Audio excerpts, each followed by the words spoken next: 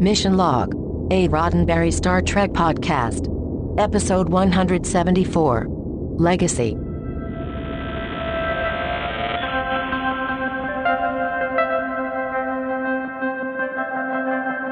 Welcome into Mission Log, a Roddenberry Star Trek podcast. I'm John Champion, Supreme Chancellor of the Coalition. And I'm Ken Ray, Chancellor Supreme of the, am I Alliance or Coalition?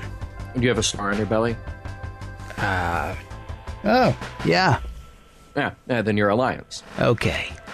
Each week, we steal things from each other in petty attempts to annoy the other faction and keep our inexplicable rivalry alive. We also watch an episode of Star Trek, taking it apart for messages, morals, and meanings, and figuring out what, if any of it, holds up today. This week, a private little legacy. I'm sorry, it's Legacy. Legacy, yeah. Yeah, just Legacy. I see what happened there. Mm-hmm. It makes sense to me that would happen there. It's an easy mistake to make. It's a relatively easy mistake to make. All you need to do is forget, 40 years. Yeah. Done. Yeah. Done. Who hasn't done that a night or two, huh? Hey, I got a couple of things to do before you do trivia. Actually, I've got one thing to do before you do trivia, and that's let people know how to get in touch with us. Mission Log Pod is the address to find us on Facebook, Skype, and Twitter, because, you've got feedback, and we love it. So Mission Log Pod at Facebook, Skype, and Twitter is how to get us some of that. You can also leave us a voicemail, 323-522-5641. That number again, 323-522-5641. Our email address is missionlog@roddenberry.com. Our show website, including discovered documents and a whole bunch of other stuff, is at missionlogpodcast.com. And please do remember that feedback that we were talking about. Yeah, we may use it on an upcoming episode of Mission Log. Thank you very much, Ken. You're welcome very much, John. And I'm going to go ahead and thank you in advance for trivia. Okay, here we go then. Today's episode, Legacy, was written by Joe Menosky. Joe worked as a story editor and writer for a few years before joining Star Trek at the beginning of the 4th season. He was the story editor on Best of Both Worlds Part 2, and Legacy is his first script produced for the show. He would stick around for a number of episodes, bring his talents to Deep Space Nine and Voyager, so there would be plenty more to say about Joe in the future.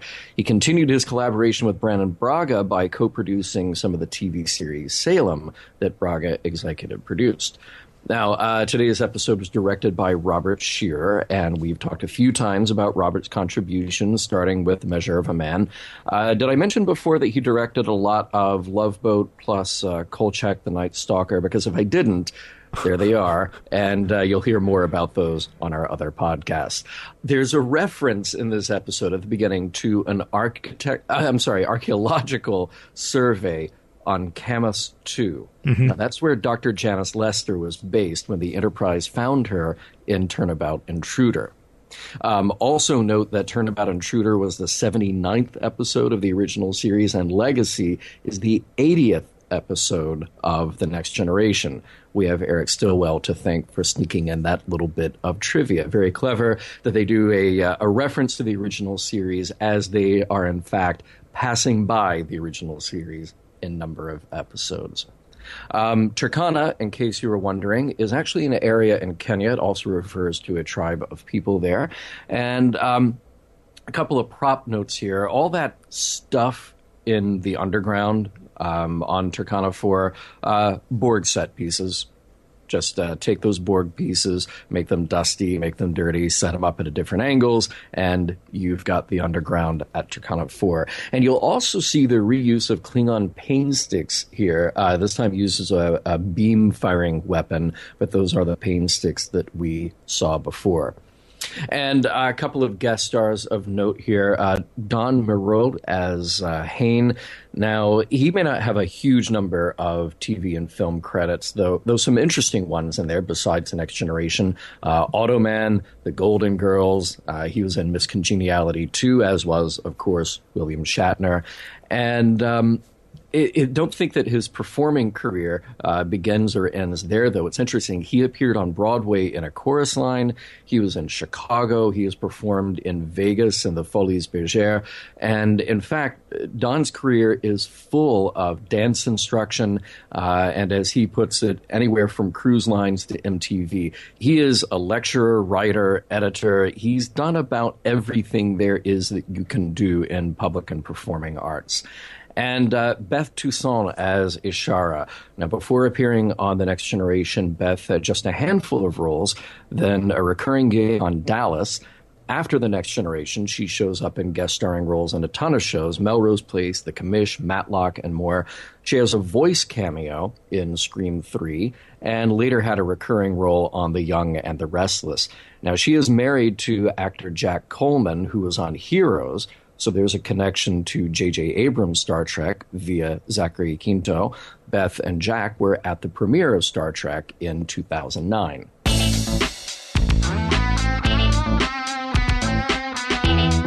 While built relatively recently, one would need to consider Turkana IV, a bit of a fixer-upper.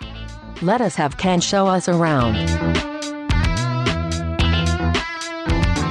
Prologue. Troy, Worf, Data, and Riker are playing poker. While Troy and Worf are playing, Data and Riker are winning, cleaning up. Riker says Data is getting harder and harder to bluff, and that he's getting better and better at the game. Riker then does a magic trick for Data that Data explains is not magic, just a trick, and Data takes the pot. Playtime is cut short when Captain Picard calls. They'll have to skip their original destination to answer a distress call from the Federation freighter Arcos in orbit around Turkana IV, home of the failed Federation colony and birthplace of former Enterprise security chief Tasha Yar. Things are going poorly for the Arcos. It's about to fall to Earth on Turkana IV, or fall to Turkana on Turkana IV. Except it's a freighter, so it doesn't so much fall as explode once it hits the planet's atmosphere. Good news, though. The freighter's 2 inhabitants make it to an escape pod. Bad news, the pod is heading for the failed colony. Last time anyone heard from them, they said they would kill the next people who landed on their planet. Picard orders an away team/rescue party as we head to opening credits. Act 1. Data says the colonists have gone underground. Literally. Nearly everything on the surface has been destroyed, and the colonists now live in underground settlements.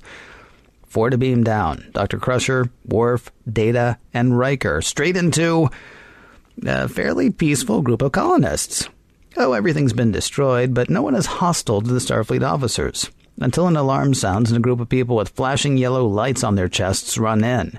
But they're more worried about being caught by someone themselves than they are about Riker and company. They say they may know something about the Arcos crew, though, and tell Riker and the others to follow them. The leader of the Yellow Disk people, Hayne, explains that the Arcos crew is being held by the Alliance, a group that controls half the city. The Yellow Disk people are the Coalition. They control this half of the city. The Yellow Discs, by the way, they're proximity sensors. They basically keep Alliance people from getting too far into Coalition territory without being detected and vice versa. They skirmish now and again, but the sensors prevent any serious damage. That said, Hayne and the Coalition would really like some phasers, please, for which they'll help the Enterprise retrieve the Arcos crew. The Alliance found a cache of weapons recently, and the Coalition just wants to keep balance of power, thus preserving the peace. Yeah, we heard about your idea of peace from a former crew member of ours, born here. But we'll head back to our ship and talk over your proposal with our captain. When they leave, Hayne says he wants to know everything there is to know about this Enterprise. Back on the bridge, Riker and Worf are talking over what happened with Captain Picard. He says they sound less like a government and more like a couple of street gangs, so no trading weapons for hostages with them. It's then that a call comes from the colony below. Hayne would like to introduce Ishara. Ishara Yar. She says that she is Tasha's sister. Act 2.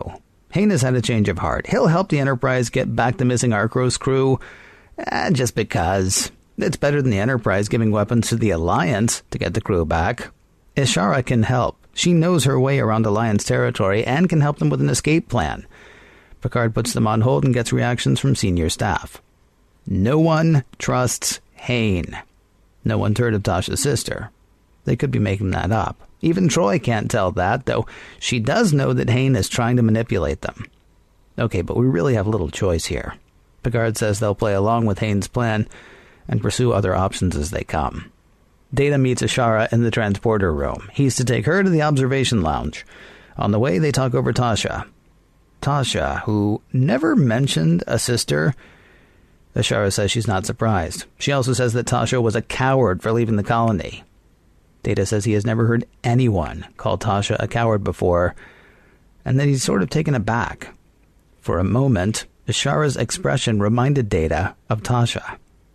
In the observation lounge, there is zero small talk. The crew kind of has to start with the assumption that Ashara is not Tasha's sister. She says she'll let her DNA be tested to prove it. Now, a civics lesson, Turkana IV style. There used to be dozens of factions. The Coalition and the Alliance were the two strongest, and now they're the only ones left. The government gave the factions police powers, and surprisingly, no more government after that.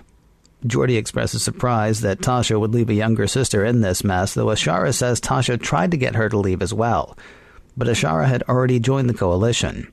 They were her family, so she stayed. Now, about the Arcos crew. Whoops, hold the phone because they're on the phone. One of the Arcos crewmen says he has a message from the Alliance. Pay some sort of fine for this Federation intrusion in the next 20 hours or the Alliance will kill me and my pilot. Then the call goes dead. Ashara says the threat should be taken seriously, and here's more bad news. There are about 15 places they could be being held. Geordi says he could track them using machinery on the escape pod if they could find the escape pod, and Ashara says she knows where that is. The plan they come up with is risky. Beam Ashara into Alliance territory. Her proximity sensor will set off all kinds of alarms. While they're chasing her, Geordi can tech the tech on the space pod thing, and this sounds way too dangerous to Riker. But Ashara is insistent. He says he'll take it to the captain while Ashara has her DNA tested in sickbay. While she waits, Ashara and Data talk over Tasha's death. Then Riker comes in. The captain has approved Ashara's plan. And it goes a little something like this. Geordi, Worf, Data, and Riker are beamed to the escape pod. Ashara, armed with a phaser, is beamed away from them. Guards chase after Ashara, leaving Geordi to tech the tech and the others to defend Geordi. After a couple of minutes, O'Brien is meant to beam Ashara up, but he has trouble locking on. Riker leaves the others to go after her, ordering Worf to beam up with everyone as soon as Geordi is done. Which he does. Riker, meanwhile, stuns an Alliance guy who stunned Ashara. He grabs her, to beam up. Act 3. Ashara has a couple of cracked ribs, but she'll be fine. Also, she is Tasha's sister. Officially, Picard chides Riker for risking too much to save Ashara. Unofficially, way to save Tasha's sister. Picard goes to thank Ashara for her performance with the away team. Ashara makes some crack about not being a coward like her sister, and Picard shuts that the heck down, letting her know what an amazing and amazingly brave officer Tasha was. I'm sorry you never knew the woman Tasha became. I think you'd have been proud of her. And she of you. On the bridge, Ashara and Data are going over the Alliance layout, but Ashara gets distracted, asking about where Tasha was stationed, whether she had friends. Heck yeah, says Data, and I was one of them. He explains that while he does not have feelings, he can get used to people, kind of like humans do. His mental pathways change as a result, kind of like humans do. They become accustomed to them, anticipated, and even missed when absent. Nothing like feelings at all. In engineering, whatever Geordi did with the escape pod worked. He has located the Arcos crew, and they are way, way far underground. Geordi could dig a hole down to near where they are using the Enterprise phaser, but Ashara says they would get lost on the way. Lots of blind tunnels and dead ends. She could show them the way, except her proximity sensor would give them away the second they beam down. And it can't be removed since it has this neat trick of exploding if it makes contact with air, killing its host, in this case, Ashara. But Data has an idea, a way that Dr. Crusher might be able to disarm the sensor and remove it at the same time. It's risky. Riker says Ashara will have to decide for herself. In 10 Forward, Ashara is sharing more about Tasha with Data. Her attitude toward her sister is obviously softening. She even seems envious of Tasha's time on the Enterprise. Her friends.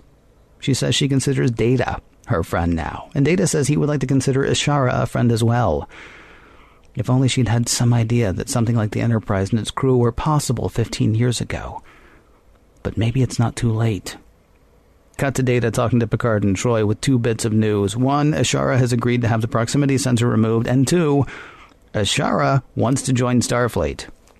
Troy isn't sure she really does, though Picard says it is Ashara's right, and it's her call.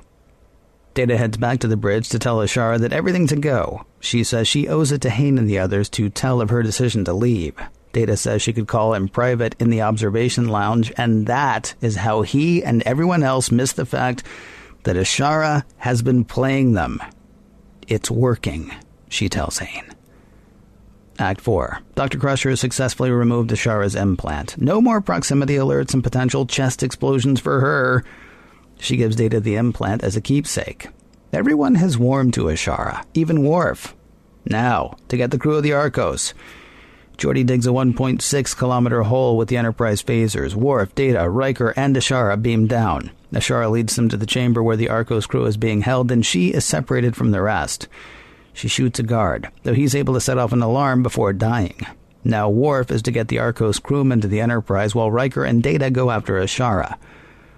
Ashara, who is setting an Alliance fusion generator to overload.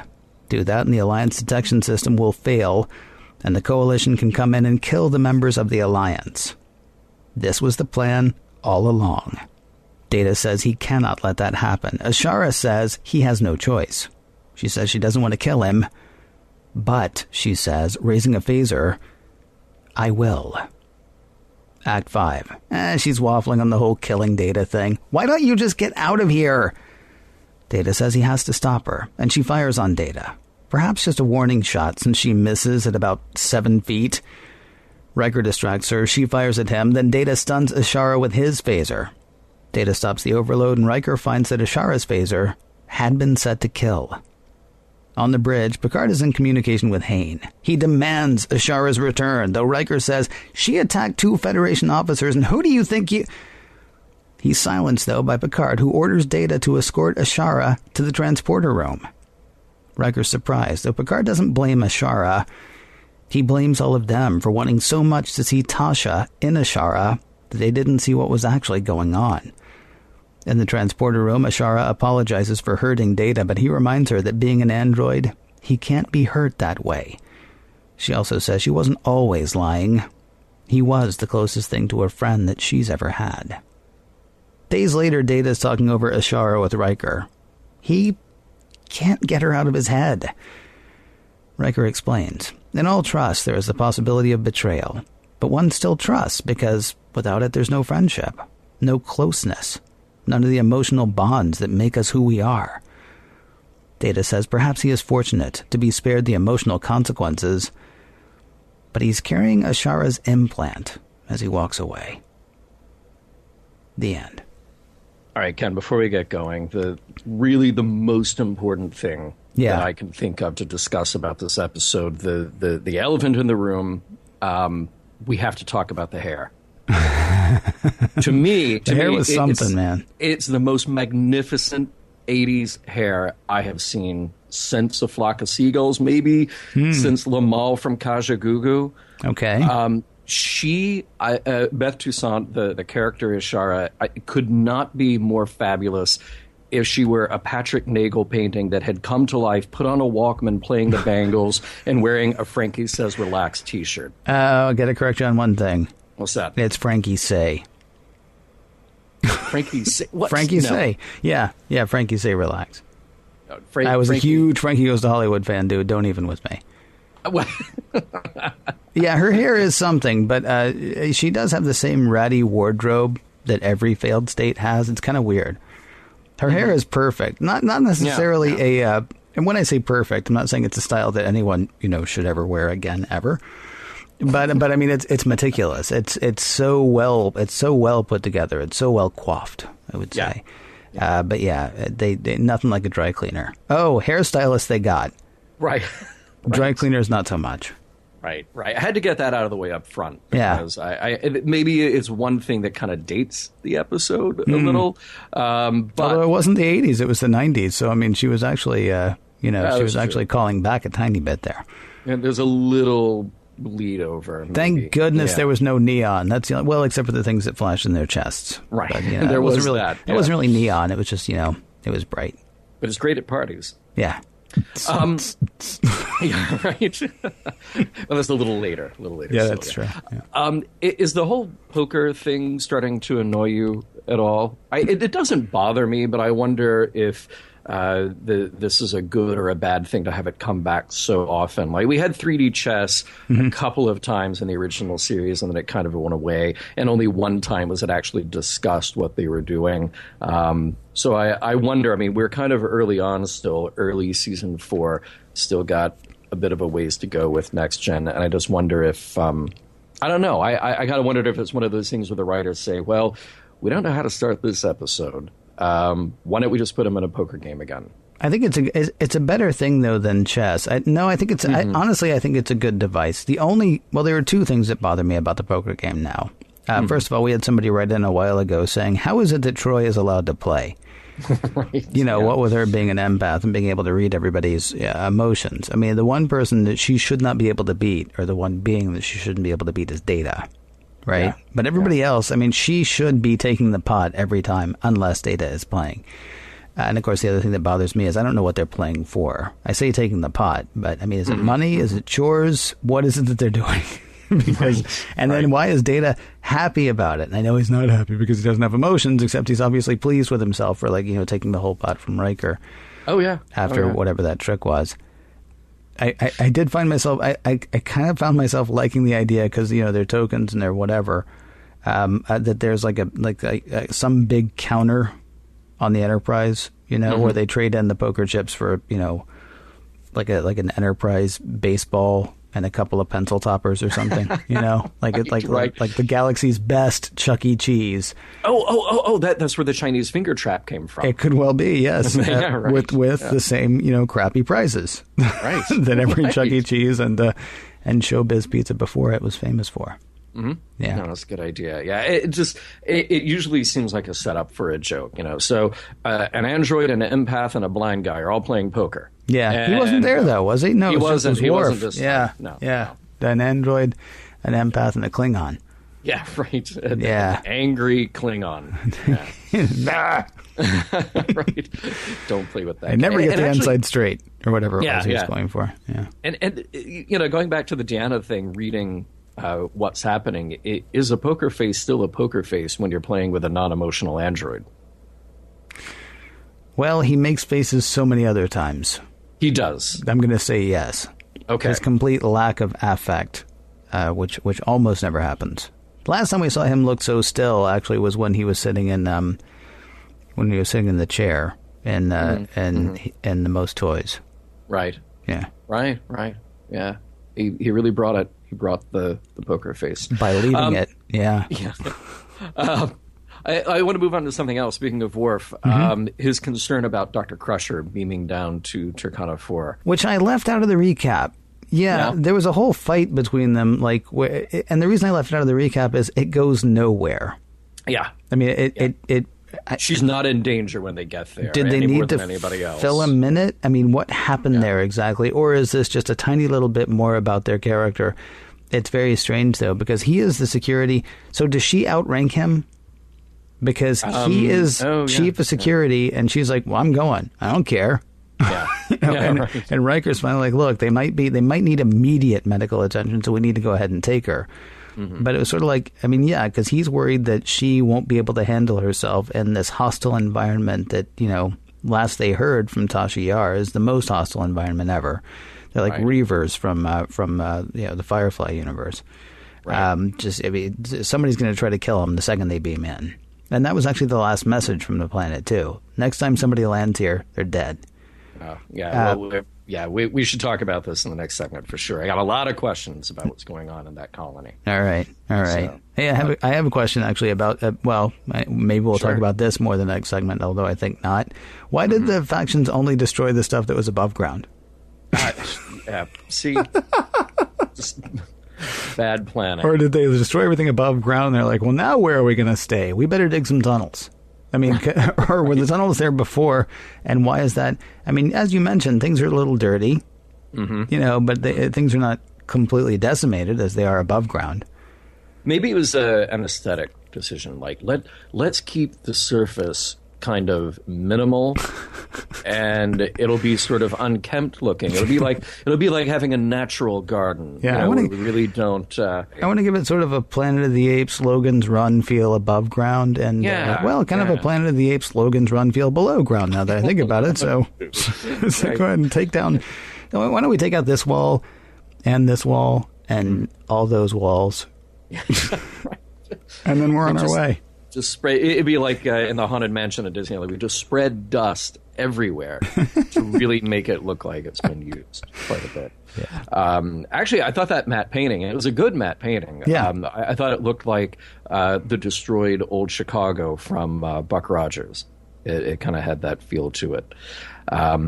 Anyway, all right. So here's an idea. I got an idea for Starfleet. Put this in the curriculum. Yeah. When you give a phaser to someone you don't know, don't make it the phaser that you can set to kill. See, it's interesting to me that you think that there are phasers that you can't set to kill. I would think that would probably be a good weapon to have. All right. Yeah. Okay. Yeah. I'm not okay. I mean, particularly if you are, if there is a risk that phaser might get into the hands of, or I tell you what, how about if you've got a phaser that sets off an alarm when you fire it in the kitchen? That's true. Well, that was an old ship, though. Yeah. Oh, yeah. They might have gotten rid of that on the new ship. That might have gotten lost with the dead body detector. Yeah, you got to save a little bit of money. Here's the question that I have. Speaking of phasers, Geordie's is like, okay, so we can't beam down to where these guys are, but we could if we dug a hole that was 1.6 meters deep. And Picard's like, that sounds awesome. So then he's like, okay, so fire up the hole digger, the phaser, and Geordie's like, we're at 1.4, 1.5, 1.6, and Picard says, all right, stop digging. And I kind of wanted Geordie to go, well, actually, we're like 1.9 now. Because maybe it should have been a standing order that when you get to 1.6, stop. Yeah. Because if you're waiting for me, like, what if somebody had rushed in and said, Captain, I gotta, and Geordie's in the back like, oh, we're at 3.7. Yeah, no, we're at 9.2. Oh, man, is that magma? Yeah, right. All right, and last question for you, Ken. Yeah. Does Data have pockets? Has he just been walking around for days with that locator implant in his right hand? Oh, I don't know. He came to Riker to talk about his feelings around Ashara, so maybe he just picked it up on his way there. Maybe not, though. Maybe he's got like a little. Doesn't he have maybe something sort of like the $6 Million Man doll had when we were kids? Maybe he could roll up the skin on his arm, stuff things there. Oh, there's the locator chip. There's a snack for later. Right. All kinds of things just walking around with.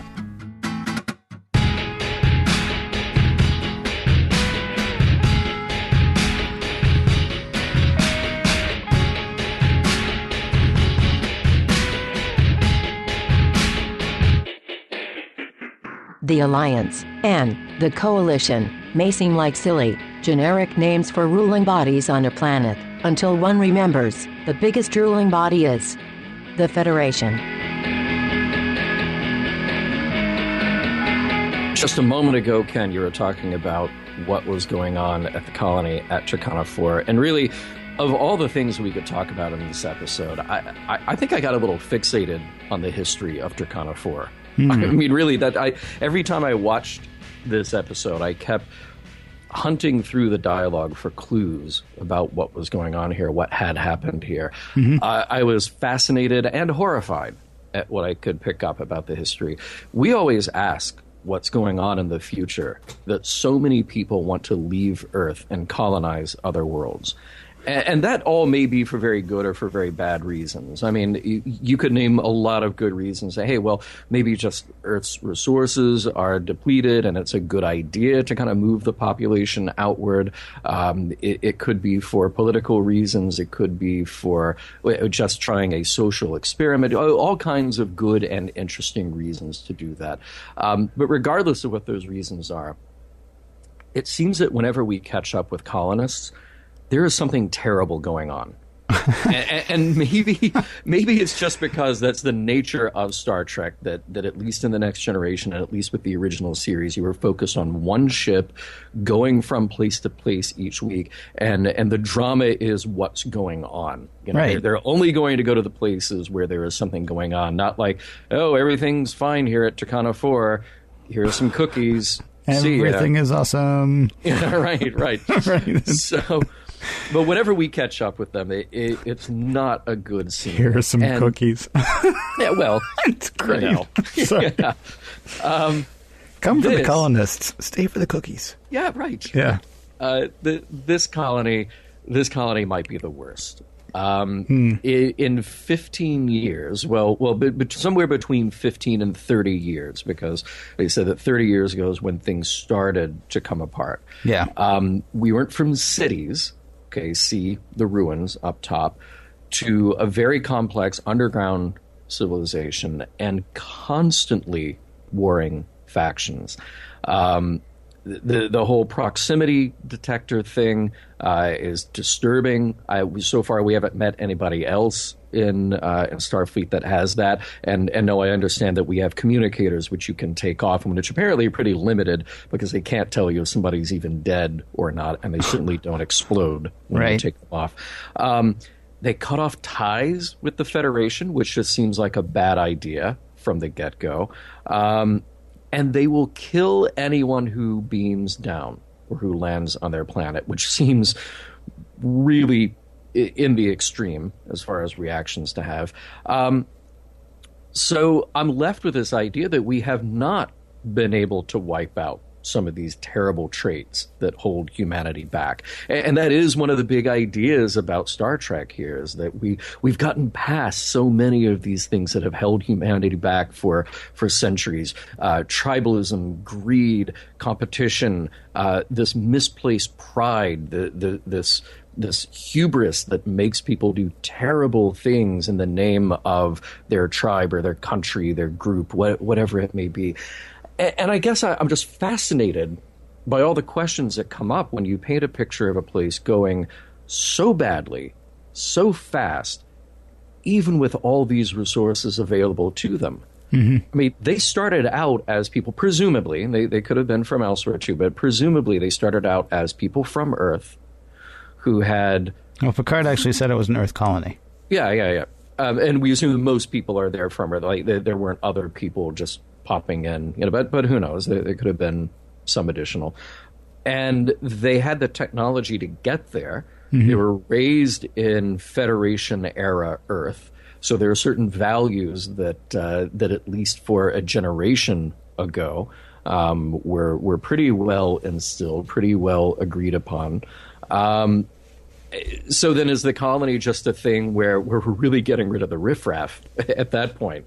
Like, oh, well, you don't ascribe to the whole peace and prosperity for all thing. Okay, well, here's a nice planet for you, 10, 15, 100 light years away. Go enjoy that. But this has raised a tremendous number of questions for me that I thought were more interesting than the actual story going on in this episode. The gang warfare apparently started 30 years ago, and multiple gangs until there were only 2 of those factions left. So they wiped out every other gang. They killed each other into submission. And there was, I understand that there was some attempt within this episode to do some kind of commentary, something about gang warfare in the present day. So the rise of gangs in the 70s, 80s, and of course into the 90s. But I don't know that this episode was really about that. But certainly I was left with all of these questions about this Gene Roddenberry Federation full future, and what happened to these poor people on Turkana IV. There are a couple of things that are really interesting to me about that. First of all, the fact that Gene Roddenberry this was he wrote Tasha. this was a Federation colony, or an Earth colony anyway. And so while you and I have talked, especially as we go like later into season 3 and into season 4, how we've talked about how they've kind of gotten away from Gene's ideas and ideals that, we're going to get past all this stuff. And so we visit aliens who have these problems that humans used to have, but he was trying to keep humans from having those problems. And yet he wrote this colony of humans that I mean, from the people who brought you Rape Gang, right? I mean, this was not this. I mean, he wrote this very dystopian, fallen apart disaster colony. And that's kind of weird to me, because everything else that we've heard is he kind of wanted to present a humanity that was beyond all of this stuff. What I really find fascinating, though, is that you find this fascinating, because I was frustrated by the fact that we're given absolutely no reason for the fighting between the Alliance and the Coalition. I mean, they fight because they do.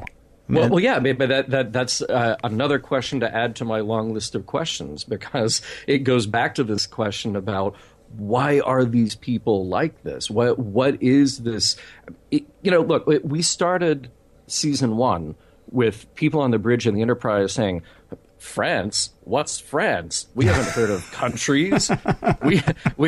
What is this flag that you talk of? Yeah. So yeah, I absolutely wanted to know what the fighting was about. I mean, I guess you could make the point that as a piece of social commentary, when you get to that point in the story, the fighting is irrelevant, and or the reason for the fighting is irrelevant. Kind of goes back to A Taste of Armageddon. Well, we've been at war for hundreds of years just because we are. This is what we do. And maybe it's not the Enterprise's mission to solve what the actual cause of that was. I'm just disturbed that it has happened at all and in such a short period of time.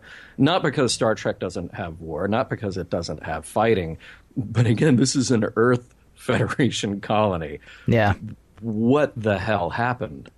And how is it not somebody's responsibility off of the colony? Like, how is the Federation, or how is Starfleet not doing something? Yeah. about right, this? It's like, oh, well, yeah, we messed up there, huh? And you can make an excuse. You can say, well, okay, they told the Federation that they wanted to cut off all communications. So it should have been your first sign of warning right there. Yeah. But I guess what are those laws like? That somebody back at the Federation office at Earth says, I guess we can't talk to them anymore. If they were Federation, yeah. But yeah. Yeah. Huh. Federation office. And what do we do? So we block them on social media. We don't answer any calls. We just pretend like it didn't happen. I don't know. Because again, those people probably had relatives. Yeah. I'm probably making more of this than I should. Yeah, I mean, it's strange to me, because this isn't even a private little war.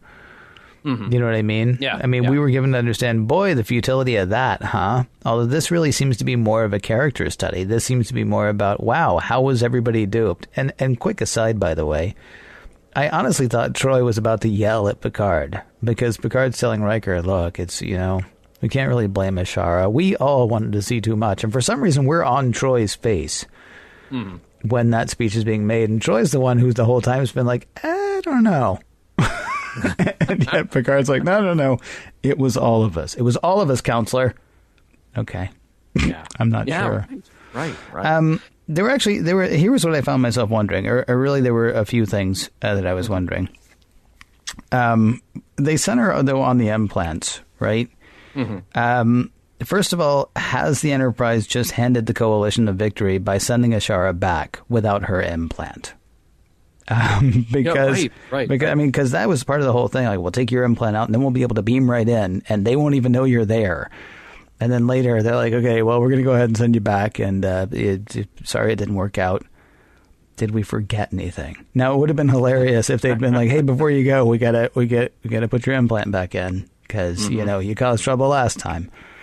So I'm kind of wondering if they've really just, if they're just prolonging, maybe they've just sort of gone ahead and killed the Alliance for the Coalition, because I think they've kind of set that up. And the other thing that I wonder about is nobody having kids. Because I assume that they're not implanting the kids with the little things, right?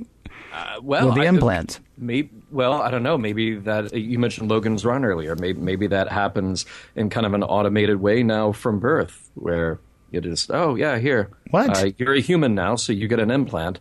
Who would do that though? Because they all obviously don't want them. They want to keep fighting. It's only mutually assured destruction, I think, or just destruction maybe that keeps them, from actually going in and killing each other. Leaving off the kid question, though, I did find myself trying to figure out what the duty of the Enterprise is in this whole situation. Kind of what you were talking about a minute ago, especially once the whole thing falls apart. Mm-hmm. So it turns out Ashara can't be trusted. Okay, well, Ashara can't be trusted, so now we've got her, and what do they do with her? I mean, they can't really kidnap her. They can't put the implant back in, although I do think that would have been hilarious. But, I mean, otherwise, they really just totally upset the balance of power by removing the only thing that kept them, from blowing each other up. I mean, you asked the question of what was their duty, what was the Federation's duty to the colony? What was Picard's duty to Turkana IV? Because he's really introduced now a completely unknown quantity. And you can't even say that she's going to go back and be better now for what happened here, because for some reason, in her 20-something years of life, she's never had anything like a friend. I don't even understand how these cadres work exactly. What is it that makes you want to join one? Because she's telling Data, and maybe we actually have to then question whether anything she's telling Data is actually true. She's telling Data that she's never had anything like a friend, that the time that she spent talking to him in 10 Forward was the closest thing to friendship that she's ever had. So why does she? So what does she care about the Alliance then? What does she care about the Coalition? What does she care about any of it? Right. I mean, if there's no cult of personality around a leader, if there's no, I was sick and they clothed me. I was or naked and they clothed me. I was sick and they healed me. I mean, if there's been no return, then why does she even care? Well, that could also just be a survival tactic. I mean, you will live longer if you are a part of this gang. Well, if it's just a survival, just a survival tactic, though, wouldn't you have something more like the mirror universe? Like, I used to be with that guy, and then somebody stronger came along and killed him, so now I'm with this guy. But I'm looking for a chance to kill him, too, because I want somebody to kill me because I'm so powerful. I mean, maybe that happens. Just another unanswered question about Turkana IV. There were actually dozens of factions 3 weeks ago. It's really weird. You think it broke down fast. It really took a turn. Not long ago. Yeah. And actually, well, you brought up something that I had as a note here, too, wondering if everything with Ashara is a lie. So her scene with Data is great. Mm-hmm. And it plays very well as a scene, but it also plays very well when you go back and rewatch it after you know the reveal, after you know what's actually going on in the episode.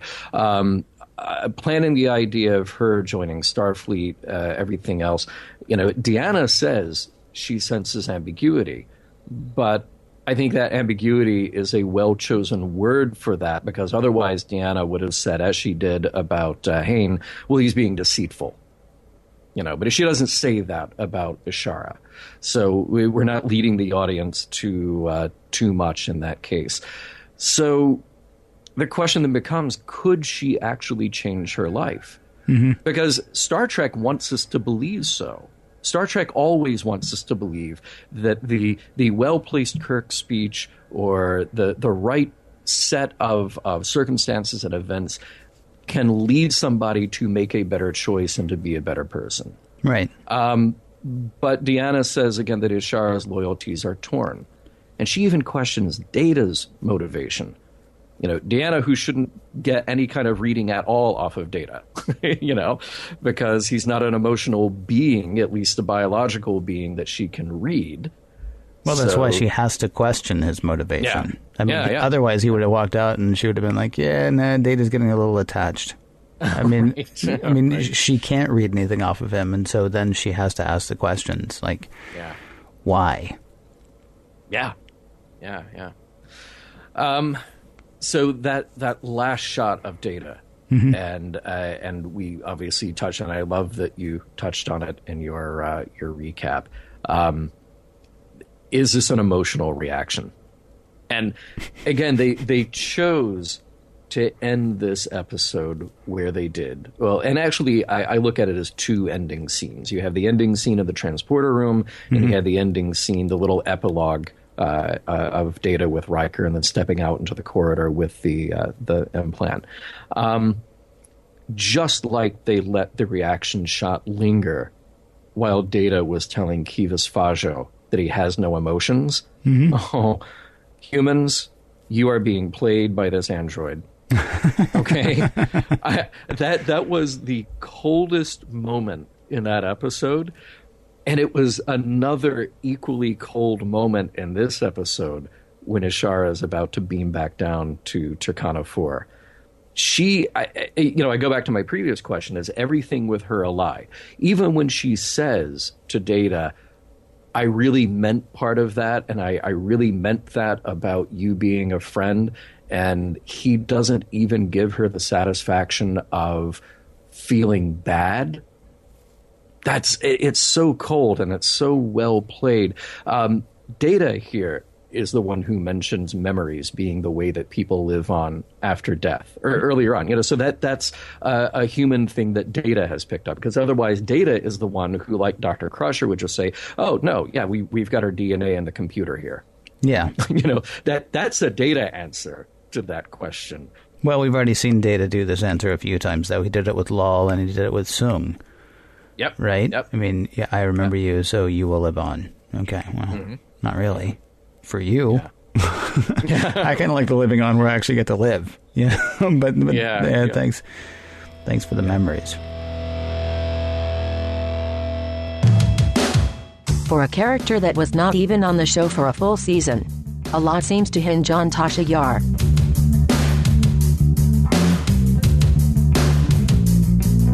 Well, this cute little conversation we have has been cute, John, but I got to get back to stealing things from you. And generally speaking, being a thorn in your side. Before I do, though, I think we should probably address what happened in this episode. The whole messages, morals, meanings thing that we do, and figuring out whether the episode holds up. Legacy, John, does this episode hold up as far as you're concerned? Well, for the most part, yes. I'm not sure if we should be paying more attention to the political story or to the Data and Ishara relationship story and what that means about him. But I guess if I'm still having that debate in my head, then it must mean that there's something worthwhile in both storylines. This is the episode where Data has his heart broken. See also Skin of Evil, The Offspring Brothers, etc.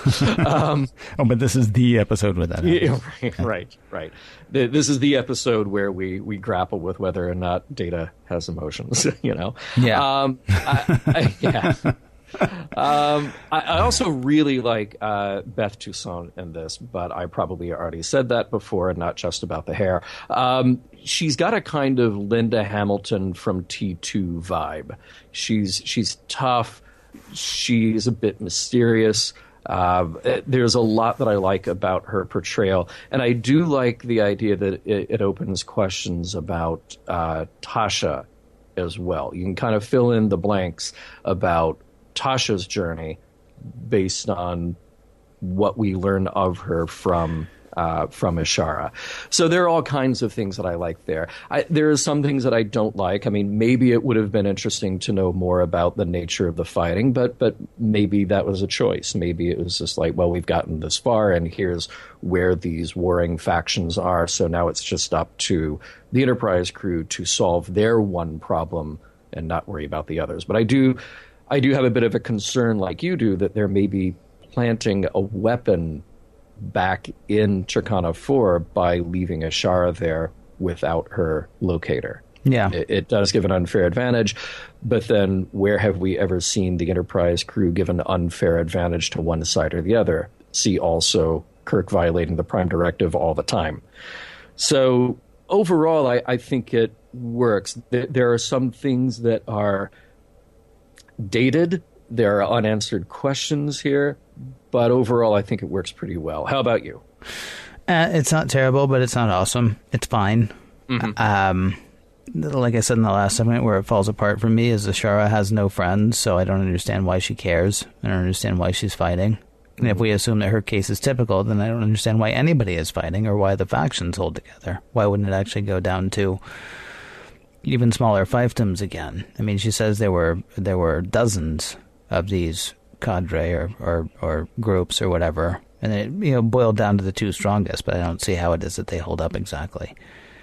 She says the reason that she didn't leave with Tasha was because she had already joined the coalition. They were her family. Well, no, Tasha was her family, and Tasha was trying to get to something better. I mean, we don't have a Klingon warrior race here. We don't have a this guy takes care of me thing. I mean, she actually says nobody does anything in any of the coalitions, unless they're getting something out of it, right? Right.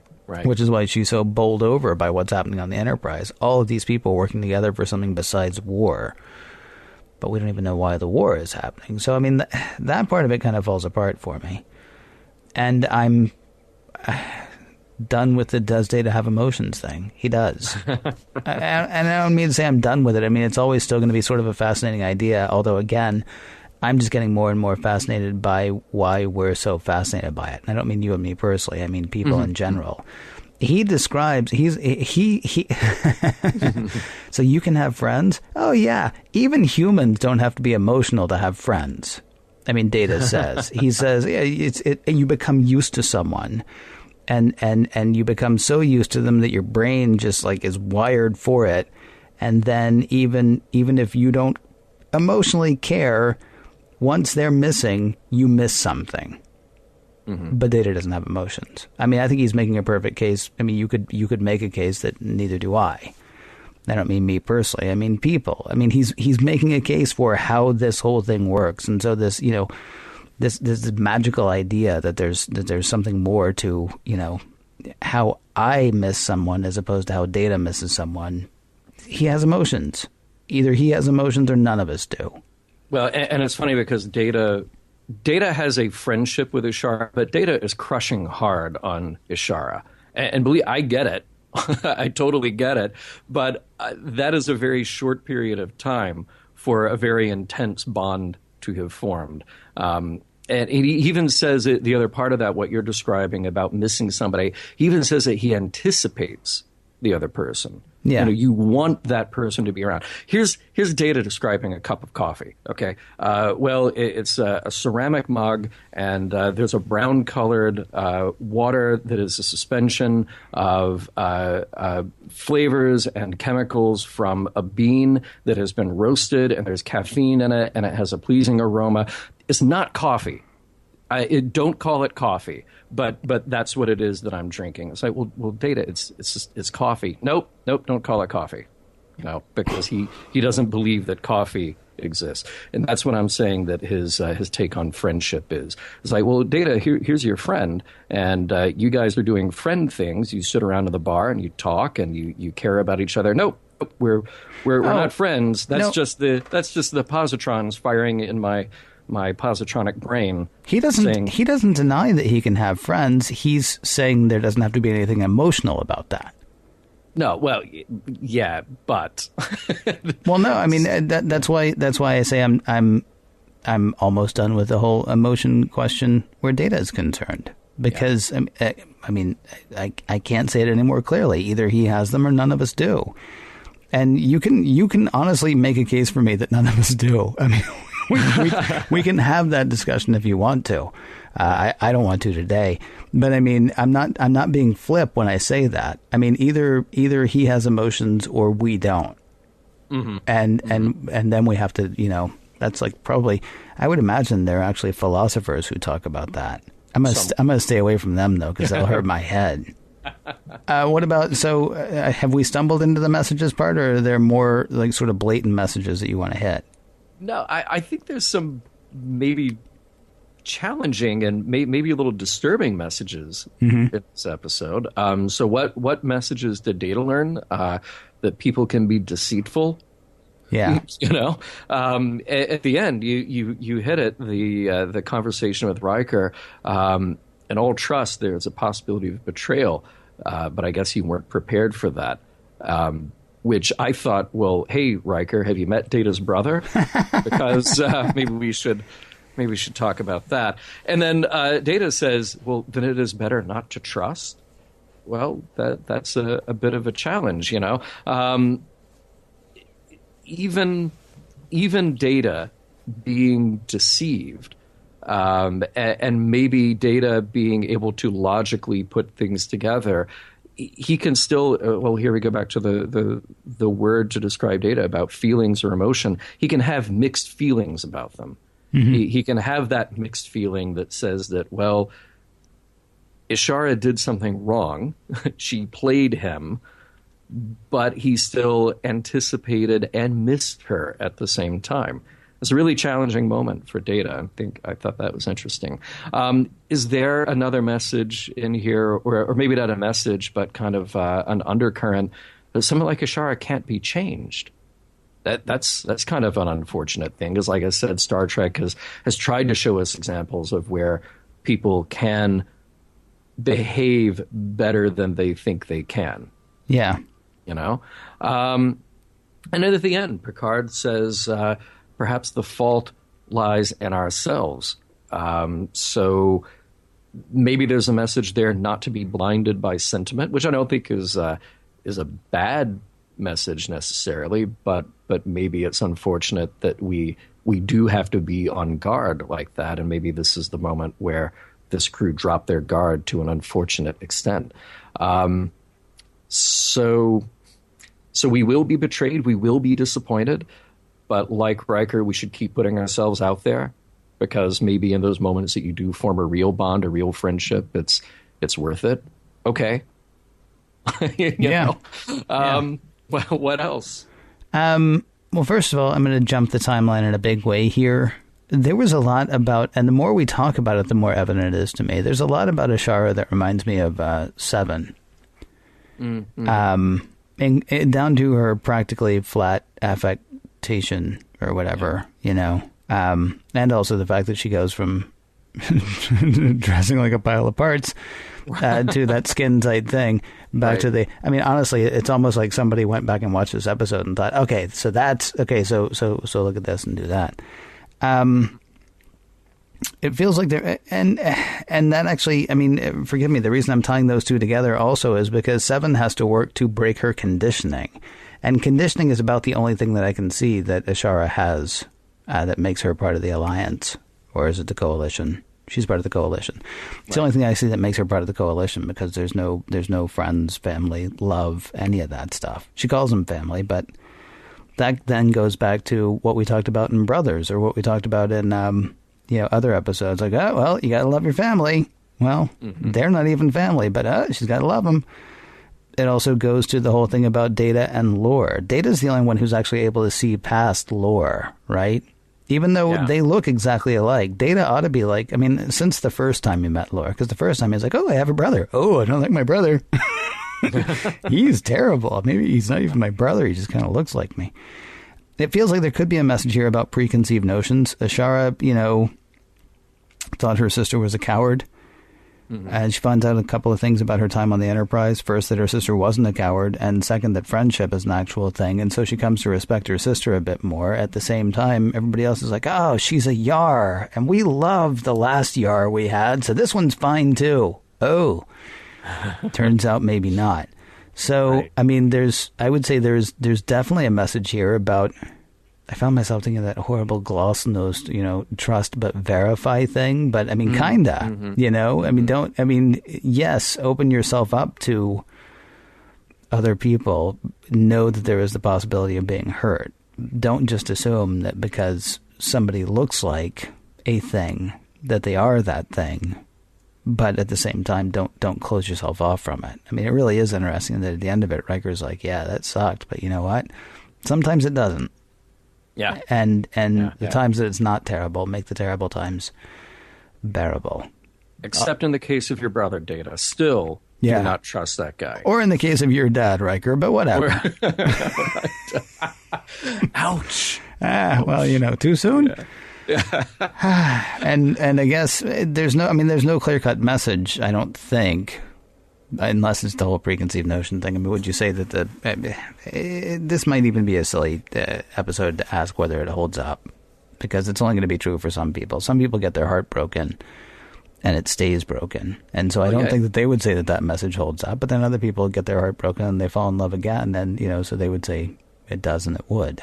Sure. It's a series of sort of unfortunate human realities, that people do get their hearts broken and they get deceived, and then they put themselves back out there again and hope that it doesn't happen the next time, So that's what Data learned. Yeah. In this episode. So for Data, does it hold up? Well, sure. I mean, but again, Data is the guy who was telling his father, don't trust this guy. Do not trust this other guy. No, you're talking to him. I just said, don't trust this other guy. What did you say? A series of unfortunate human what? Realities. Yeah, this is why I'm looking forward to your Love Boat podcast. Yeah, right. 3 love stories. It starts off, things are great. Gets to the middle, things aren't great. Gets to the end, things are great again. See, is it the happy ending for everybody, but not for Data here, who will just be haunted by the memory of Ishara. Well, until he forgets her in the next episode. Hey. Want to let everybody know that Mission Log is produced by Roddenberry Entertainment, executive producer Rod Roddenberry. You can find out more about all the work that Roddenberry is doing at roddenberry.com. Now, for more exciting Star Trek podcasts, be sure to check out Trek FM, that is Trek.fm. And for the latest in Star Trek news and discussion, be sure to visit trekmovie.com. Next week, reunion.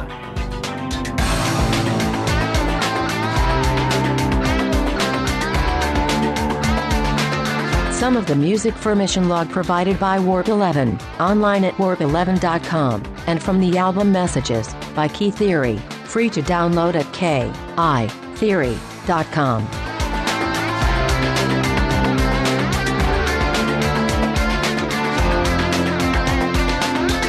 We have now met family for Picard, Riker, Worf, Troy, Yar, and even Data.